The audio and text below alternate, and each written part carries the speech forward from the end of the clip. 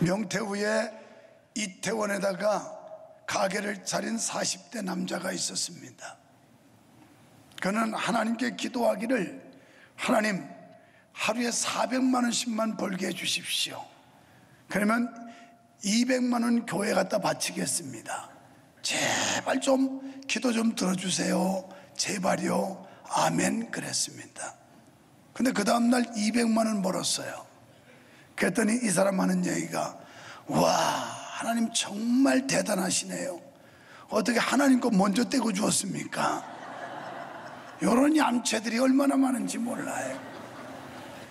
하여튼 자기한테 불리하면 하나님이 다 선금으로 다 뗐다고 이러고 하나님께 떼먹으려고 그러는데, 그래서 무슨 은혜가 되겠어요? 여러분, 잠언 23장에 악인들의 형통함 부러워하지 말아라. 불신자들이 잘 되는 것 때문에 속상해하지 말아라. 안 믿는 사람들은 여호와를 대적하고 그리고 주색을 즐겨하며 하나님을 거역하는 이런 사람들 때문에 기분 나빠하지 말아라. 이런 말씀들을 했어요. 그러면서 오늘 24장에 오면서 이런 사람들은 어떤 사람이냐?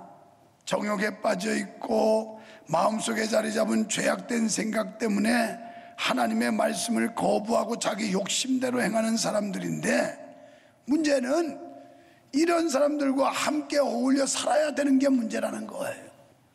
아예 그들과 결별하고 우리만 독단적으로 독립적으로 살면 참 좋으련만, 그렇지 않고 이 악한 자들과 함께 살아야 된다는 데 문제가 있다는 것입니다.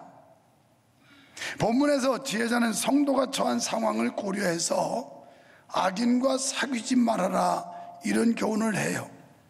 사도 바울도 세상에서 성도가 악인을 경계할 것을 가르쳤는데요, 고린도후서 6장 14절에 보면 악한 자들과 멍해를 같이 하지 말아라.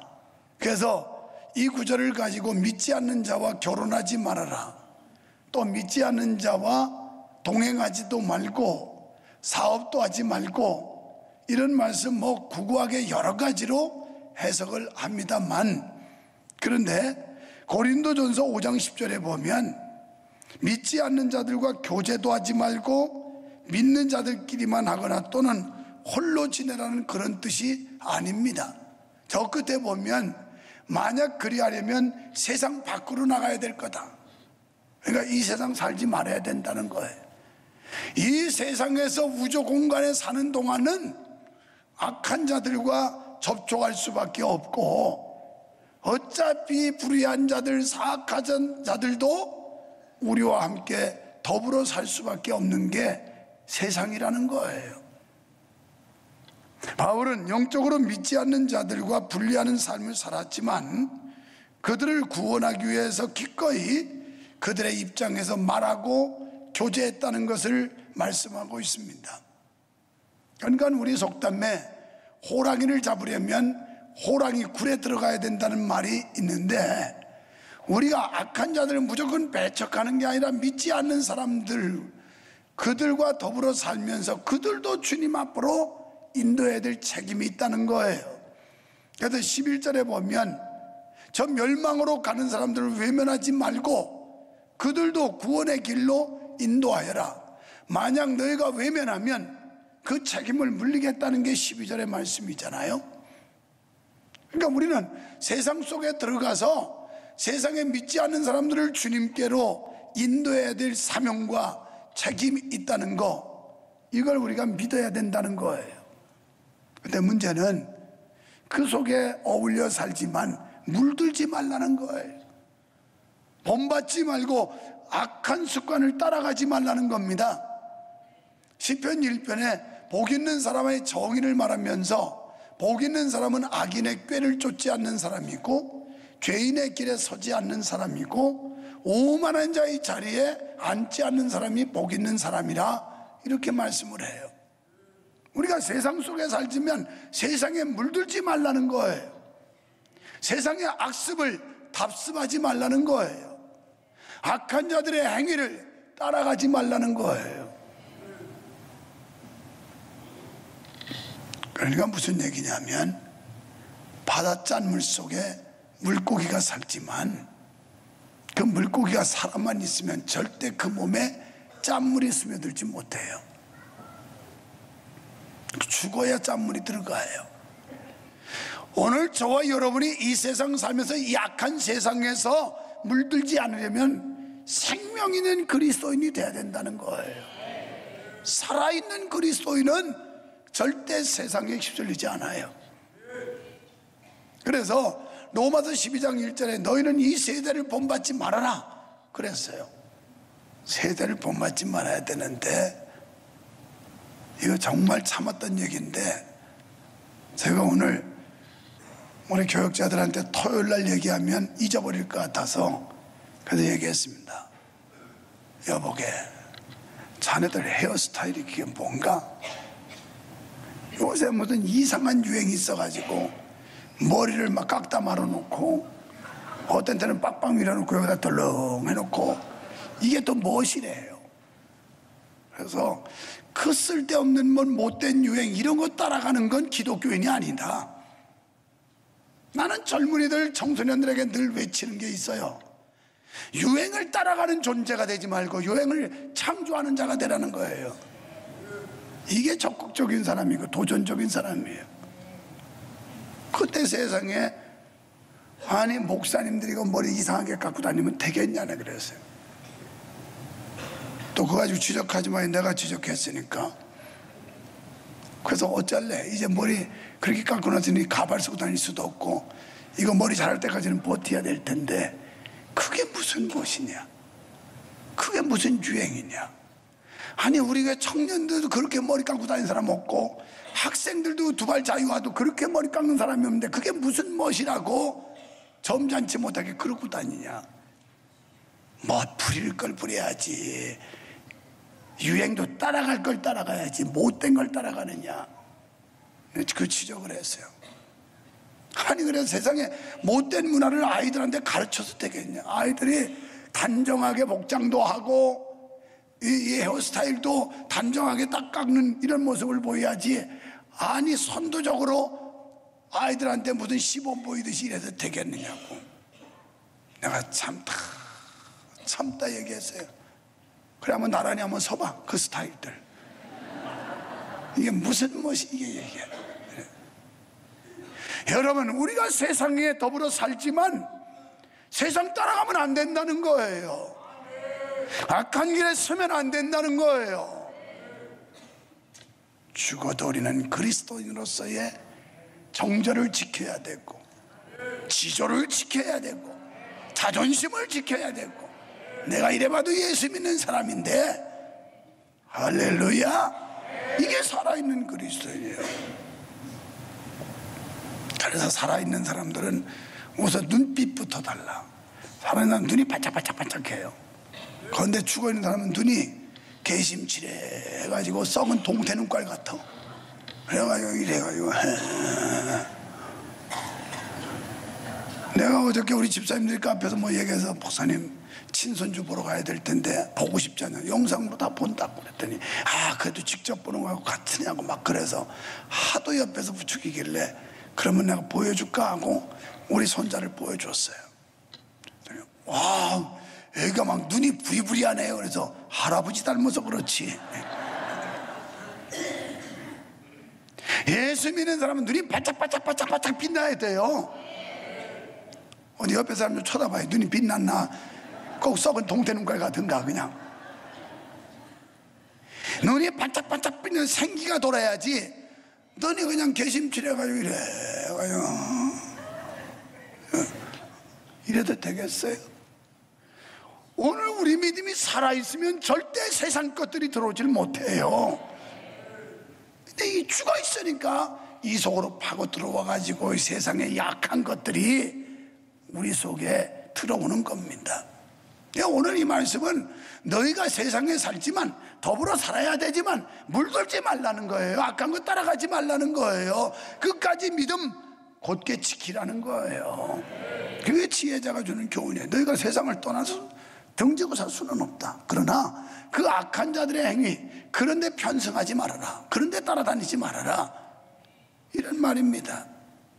우리는 믿지 않는 자들에게 빛을 비추어서 오히려 믿지 않는 자들이 하나님께로 돌아오게 하라는 거예요. 이사야 49장 6절에 보면 하나님께서 이스라엘 백성들을 빛으로 삼아서 나의 구원을 베풀어서 땅 끝까지 이르게 하리라. 우리는 나가서 빛을 비춰서 너희는 세상의 빛과 소금이라고 그랬는데 빛의 사명을 감당하고 소금의 역할을 감당해서 이 어두운 세상을 비춰야 되고 썩어져가고 타락하고 부패하는 세상을 바로잡아야 될 책임이 누구한테 있느냐? 우리 그리스도인들에게 있는 거예요. 믿어지시면 아멘 합시다. 눈을 똑바로 뜬 사람은 아멘이 나오는데 눈이 흐리멍텅한 사람은 무슨 소리야 지금 뭐 이러고 있어요 아직도. 그러면 오늘 이 땅에 살고 있는 우리 성도들의 삶이 어떻게 돼야 될까요? 먼저 하나님의 지혜로 무장하라고 그랬어요. 오늘 6절에 보니까 너는 모략으로 싸우라. 승리는 모사가 많음에 있다. 여러분 2019년 아니 여러분의 인생 승리하기를 원하시면 아멘 합시다. 그러면 어떻게 싸워요? 모략으로 싸우래요. 이 모략이라는 말은 뭐냐면 하나님의 지혜를 말하는 거예요. 하나님이 주시는 지혜, 하나님께 지혜를 받아서 살면 인생을 성공적이고 승리하는 삶으로 만들어낼 수가 있다는 거예요. 그래서 하나님의 지혜로 사는 이런 성도 되시기를 축원합니다. 성도는 죄인을 불쌍히 여기시는 하나님의 긍휼과 은혜가 아니면 죄와 허물로 죽을 수밖에 없는 존재였습니다. 그래서 에베소 2장 1절에 보니까 너희의 허물과 죄로 죽었던 너희를 살려주셨대요. 우리 이미 죽었던 사람들의 허물과 죄 때문에 죽었던 우리를 하나님이 살려주셨대요. 그런데 이 세상에는 아직도 죄와 허물 가운데 세상에 헛된 것을 쫓는 사람들이 많이 있습니다. 물론 성도들은 이들과 더불어 살아야 해요. 아직도 죄악 속에 허덕이고 또 죄로 인하여 죽은 것 같은 사람들, 영적으로는 죽은 자와 뭐 다를 바가 없는 이런 사람들과 같이 살아야 돼요. 그렇다고 죄와 허물의 행태를 쫓을 수는 없는 거예요. 우리가 세상 속에 살지만 불신자들하는 타락과 죄악과 범죄, 악한 습관들 이런 걸 따라가서는 안 된다는 얘기예요. 그래서 불신자들이 허탄한 삶을 피하고 또 개인적으로도 영적 싸움을 계속해서 우리 마음속에 남아있는 이 죄악의 소욕을 쫓아내야 됩니다. 늘 우리 속에 이 죄의 속성이 남아있어요. 그러니까 구원받은 성도의 성화된 삶을 말하는 거예요. 성화라고 하면 거룩한 변화를 말하거든요. 우리가 하루아침에 성인군자 될 수는 없어요. 그러나 신앙생활하면서 자꾸 훈련하고 우리가 노력하고 이래서 결국은 우리의 거룩한 모습으로 날마다 변해가야 된다는 거예요. 지난해보다는 올해가 거룩함이 더해지기를 축원합니다. 그런데 거룩하기는커녕 더 세속화되면 큰일이죠. 시간이 갈수록 해를 거듭할수록 나아져야 된다는 거예요. 나아져야 돼. 제자는 성도가 성화의 길을 걷는 데 필요한 하나님의 지혜를 가르쳐 줍니다. 여러분, 우리는 말씀의 지혜를 가져야 세상을 이기게 될 줄로 믿습니다. 하나님께서 주시는 지혜만이 완전하고 완벽하기 때문입니다. 하나님의 지혜를 능가할 만한 세상의 지혜는 없는 줄로 믿으시기를 축원합니다. 하나님의 지혜는 경영하시는 지혜요, 우리를 사망 가운데서 구원하신 지혜입니다. 그러므로 우리가 하나님의 지혜로 무장할 때 세상도 사망 권세도 이기게 되는 줄로 믿습니다. 그러므로 사도 바울은 에베소 6장 13절에서 하나님의 전신갑주를 입어라 그랬어요. 무장하라는 거예요. 무장. 그래서 우리가 그 대적들, 악한 습관들, 그리고 세상 문화들, 타락한 풍조들 이런 것들이 공격해 올 때 이걸 방어할 수 있도록 무장하라는 거예요. 그래서 하나님의 전신갑주, 기도로 무장해야 되고 말씀으로 무장해야 되고 성령으로 무장해야 되고 이래서 방어할 수 있어야 된다는 거예요. 또한 그리스도의 사랑과 은총을 입은 성도는 세상에서 빛과 소금의 역할을 감당해야 됩니다. 그리할 때 하나님의 나라가 확장될 줄로 믿습니다. 하나님의 백성이 승리하는 그날을 준비할 수 있게 될 줄로 믿습니다. 두 번째는 하나님의 지혜를 드러내라는 거예요. 우리가 하나님께 지혜를 받아 삶으로 행동함으로 그 지혜를 많은 사람들에게 보여주라는 거예요. 지혜자는 하나님의 전신갑주를 입으라는 권면에 이어서 하나님의 지혜로 무장한 성도는 그 지혜를 삶 속에 드러내야 된다고 말씀합니다. 만약에 하나님의 지혜를 받은 우리가 그 지혜를 드러내지 못한다면 불신자와 다를 바가 없다는 거예요. 그렇습니다. 거룩한 성도는 생활 가운데서 구원의 향기를 드러내야 됩니다. 그러면서 여러 가지 권면하는데요, 재판의 공의를 드러내라는 거예요. 공정한 재판, 판단을 바로 하라는 거예요. 그래서 옳고 그름을 바로 판단하라. 여러분, 신앙생활하고 인생 살아가면서 뭐가 옳고 그른지를 판단 못하면 그 인생은 실패해요. 그래서 옳고 그른 것을 판단해야 되고, 또 정직한 생활하라는 거예요. 이는 하나님 앞에 선 사람은 당연한 겁니다. 하나님 앞에 선 사람은 정직해야 돼요. 정직. 요새도 언론에 오르내리는 사람들 보면 정직하지 않아요. 끝까지 변명하고 거짓말하고 핑계대고 나는 잘못 없다고 하고 아주 얼마나 속보이는지 몰라요. 그러니까 그냥 정직해서 내가 잘못했다고, 내가 큰 죄를 졌다고 하면 다른 것 오히려 덮여서 괜찮을 텐데 계속 그냥 줄에 얽혀가지고 다 폭로돼요. 지금 다 폭로돼. 다 드러나고 있어요. 그래도 끝까지 아니라고. 나는 절대 그런 일 없다고. 이게 세상의 타락한 자들이 하는 짓이에요. 예수 믿는 사람들은 정직하게 하나님 앞에 회개하고 잘못했다고 고백하고 그럴 때 용서도 있고 구원이 있는 줄 믿습니다. 위증하지 말래요. 이것은 재판과도 관련이 있고 정직한 생활과도 관련이 있는 거예요. 우리 그리스도인들은 정직하고 진실해야 됩니다. 내 목에 칼이 들어와도 아닌 건 아니라고 하고 긴 건 기라고 해야 되는 거예요. 그게 정직한 거예요. 그냥 유불리에 따라서 기회주의자, 이건 정직한 사람 될 수 없어요. 기회주의자들은. 또 무분별한 보복을 하지 말래요. 우리가 복수하는 건 하나님의 권한이니까 하나님 앞에 다 맡기고 복수할 생각하지 말고 그냥 내비두래. 기도만 하고. 그럼 하나님이 대신 원수 갚아준다네. 우리가 원수 갚으려면 피비린내 나지만 하나님이 갚으시면 깨끗해. 그냥 하나님 앞에 맡기라는 거예요. 맡기래. 그리고 보복은 하나님께서 해주신다고 로마서 12장 19절에 말씀했어요. 그 다음에 지혜자는 괴로움에 대해서 권면해요. 게으른 자에게는 궁핍이 강도와 군사같이 임한다. 성경에 보면 너희는 게으르지 말고 부지런하여 열심을 품고 주를 섬겨라. 게으르지 말래. 이거 게으름 죄예요. 부지런하여 열심을 품고, 그려 기도를 해도 열심히, 예배를 해도 열심히, 봉사를 해도 열심을 품고 주를 섬기라는 거예요. 그런데 오늘 여기 보니까 좀 더 자자, 좀 더 졸자 이런다는 거예요. 이런 사람한테는 빈궁이 강도와 도적같이 온다는 거예요. 우리는 부지런해야 돼요. 게으르면 안 돼요. 게으르면 예수 믿는 것도 부지런해야 되지, 게으르면 밤낮 뒤쳐져요. 인생도 게으르면 밤낮 뒤쳐져요. 오늘도 일부 예배 마치고 우리 어떤 부교육자가 그러더라고요.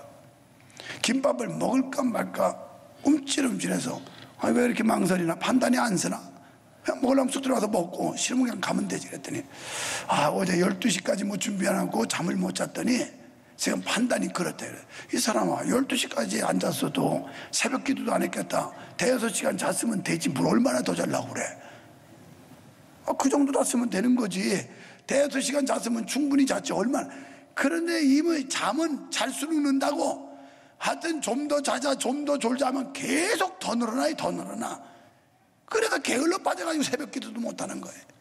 게을러 빠져가지고 금요 기도에도 안 오는 거예요. 전부 게으르면 되는 꼴이 없다니까. 부지런해야 돼. 부지런해야 돼. 그냥 막 눈이 반짝반짝 해가지고 빛이 나면서 그러면서 그냥 빠릿빠릿 해야지. 그냥 흐리멍텅 해가지고 어깨는 축 처져가지고 이거 되겠어요? 안 돼요. 안 돼. 신앙생활도 마찬가지예요. 게으른 사람한테 마귀가 틈타요. 사탄이 역사하고. 그래서 게을러서 가난했다면 그건 저주로 생각하는 게 이스라엘 사람들의 생각이었어요. 이 사람이 게을러서 가난했다. 이건 저주라 이 말이야. 하나님한테. 이런 사람은 아무도 도와주지 않고 오히려 비웃고 멀리했습니다. 여러분, 우리는 하나님의 거룩한 백성으로서 세상에 소망을 주는 생활을 해야 될 줄 믿습니다. 성도는 세상 속에서도 부끄러움이 없이 살아야 돼요. 떳떳하고 당당하게. 여러분, 자기가 깨끗하고 온전하면 당당할 수 있어요. 그런데 뒤가 구리면 사람들이 위축되고 꿀릴 수밖에 없다니까요. 그냥 깨끗하고 당당해봐요. 나처럼 큰 소리 치고 목회하지. 그런데 그렇지 않은 사람 뒤가 구리면 누가 트집 잡을까 고 겁나가지고 눈치 살살 봐야 되고, 장로 눈치 봐야 되고, 권사 눈치 봐야 되고, 안수집사 눈치 봐야 되고, 그 다음에 성도 눈치 봐야 되고, 맨 눈치보다 끝나 그냥. 여러분이 세상 살면서 깨끗하고 의롭고 정직하게 살면 두려울 거 없는 거예요. 그렇게 사셔야 돼요. 그렇게 세상을 그렇게 사셔야 된다 이 말이에요. 그리고 나도 완전하지 못한 내가 정직한 게 있잖아. 했으면 했다고 그러잖아. 내가 분명히 인정을 하고 고백을 하잖아요. 잘못했으면 잘못했다고 그랬고. 이게 내 장점이라니까. 아멘 하는 사람은 당당한 분들이에요. 지금 아멘 안 하는 사람들은 뭔가 구린 거야 이거. 설교를 들어도 그렇게 어떻게 사나, 어떻게 그렇게 완전할 수 있나. 지금 그래서 아멘이 쉽게 안 나오는 거예요. 아멘이.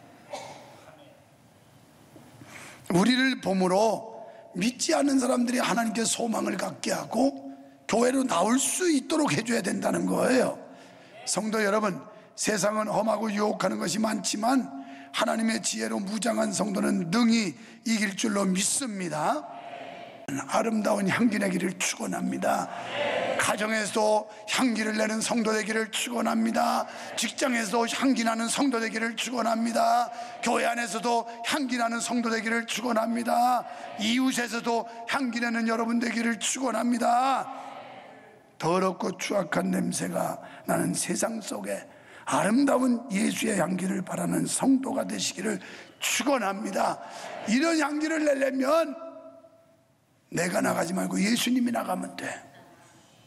나보다 주님을 앞세우면 돼.